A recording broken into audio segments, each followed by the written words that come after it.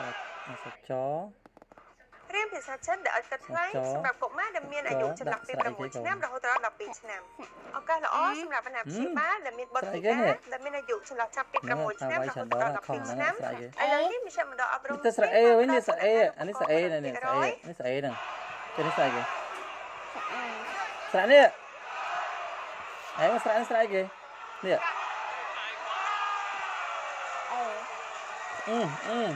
អញវាយឲ្យតិចហើយស្រៈហ្នឹងអញឲ្យអានច្រើនដងត្រូវពាត់រហូតនៅសាលាអត់ចាំទេស្រៈហ្នឹងស្រៈអីគេស្រៈហើយអានឲ្យដល់ស្រៈហ្នឹងមើលអានឲ្យដល់ស្រៈគូហ្នឹងមើលអាស្រៈហើយ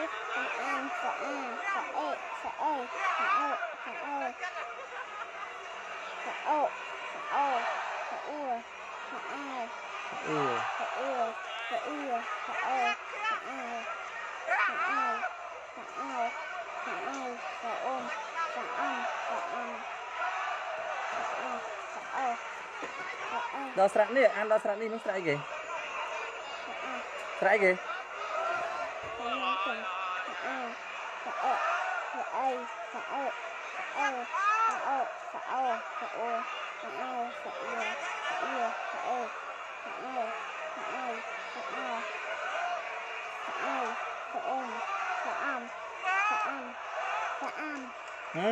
ស្រៈអាមនេះ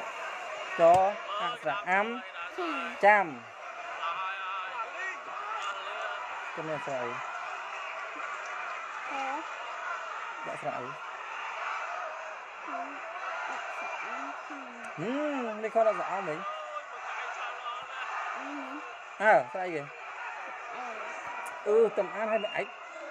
តំអានឲ្យមិញនេះអានឲ្យមិញនេះស្រៈអីគេអត់ចាំអានឲ្យមិញអានស្រៈអីគេ